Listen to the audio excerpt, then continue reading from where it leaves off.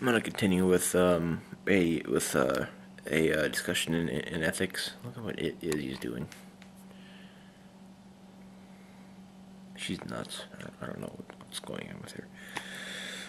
But I'm gonna continue with discussions out of this anthology. I've been doing topics on ethical relativism versus ethical objectivism, and the current article or the current article that I'm going to read is by Ruth Benedict. This is not as much as a philosopher as a anthropologist. This person was was a pretty well known person in that field, and this is taken from Patterns of Cultures. That's a book of hers which she talks about certain things, and this is a defense of ethical relativism. Though this is she gives a couple accounts, two of which I think are very interesting. She gives a couple, a few different accounts of abnormality, and she kind of talks about normality versus abnormality, and she kind of says a couple things in here that I think are very noteworthy. And also, since I started this new channel, I'm gonna have to keep the video under 10 minutes. So because until I can get this to where I can have longer than 10 and 15 minutes. So this will be in segments because I can't have them longer than 10 minutes because of this new channel. So this will be part one, and then there'll be part two if I don't finish the whole thing within 10 minutes. So Ruth Benedict, I mean, I'm not going to read the whole thing that Poeman put in this, but I want to point out a couple of things that she has discussed. I mean, she has gave a couple of examples. I mean, she kind of talks about abnormality and normality, because abnormality, I mean, she kind of, like, I guess what I think that is very important that she says in here. We do not any longer make the mistake of deriving the morality of our locality and decade directly from the inevitable constitution of human nature. We do not elevate it to the dignity of a first principle. Now, this is what moral objectivism does at times. Like deontology will do this. Kant will do this. And there's this sort of goal within, especially in 18th century and 19th century ethics and morality. What will be attempted is a first supreme principle. And I mean, even the post-Kantians, the people who try to either revise him or expound expound on what he says of what Kant says, they try to Beck, for one, is one person who tries to go for that, and tries to uncover, some of the things that Kant was doing, and they look for people in the philosophers in the 18th and 19th century. They look for, some of them do, not all of them do, but they look for a first principle which is necessary and not contingent. It's independent, freestanding. It's a foundation, and other things build upon it that way.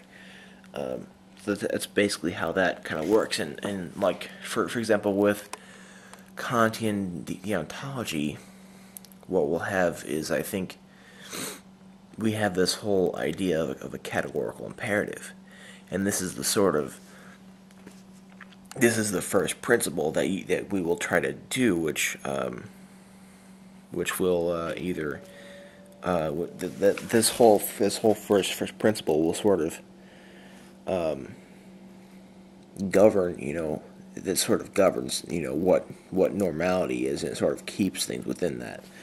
And some people, will take other ones and will try to we'll try to take human nature and put that into first principle, and kind of like Benedict is saying here. And it just that's what moral objectivism is that there will be some sort of first principle that will be attempted to try and make. So, and then also the concept of the normal is properly a variant of the concept of the good. That's very, very interesting, I think. The good is something that is debated because it's in later ethics, it is often looked at as a ambiguous principle. But I think here, as a ethical relativist, Benedict really uncovers what she thinks the good is and what the normal is. It is that which society has approved. The good and the normal is what society has approved. And she kind of goes on, she kind of discusses throughout this whole thing, is that the normal and the good is culture relative. And she does this with the few things that she discusses, the few cases. Let me find the. Here we go. The cultural attitude towards homosexuals has not always been on such a high ethical plane, but it has been very varied. Among many American Indian tribes, there exists the institution of the berdache, as the French called them. These men, women, were men who, at puberty or thereafter, took the dress and the occupation of women. Sometimes they married other men and lived with them. Sometimes they were men with no inversion, persons of weak sexual endowment who chose this role to avoid the jeers of women.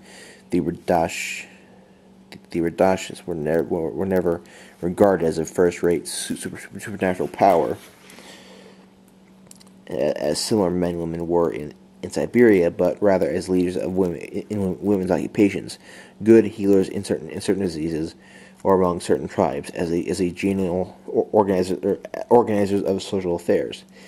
In any case, they were socially placed. They were not left exposed to the conflicts that visit the deviant who is excluded from participation in the recognized patterns of a society.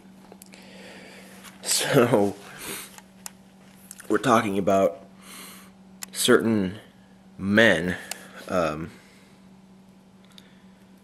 in these tribes who they would do this for some certain reason because of low sexual endowment or something like that, or something that for a reason that they felt inadequate or something like that. I mean, there are people in America who have the same sort of thing, but this is not even normal. Men there are this is regardless of whatever the reason that men would do this, that is just not the way any American would ever go about it. And if his sexual endowment was that bad, he would still not even do that. That would just not be in the cards at all. But this is sort of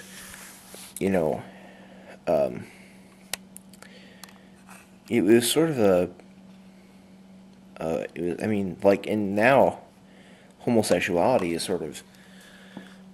it's sort of been more accepted lately, but it's just because of certain Christian extremism and stuff like that. It's way less accepted as it is in these tribes. Now this is a version of normality in that culture. In that culture, that was some kind of normality because that was approved by that sort of society. But take that and look at that versus our society today. Would that ever be normal or would that ever be accepted for a man to do this, regardless of whatever his endowments were or whatever his problems were, even regardless of any of that. It doesn't matter how severe. That would never ever be. I mean, it just wouldn't be accepted. Now, I'm not. This is not, exactly. This is not exactly a transvestite. Now looking at a transvestite. Here, I gotta go over to it. Another video.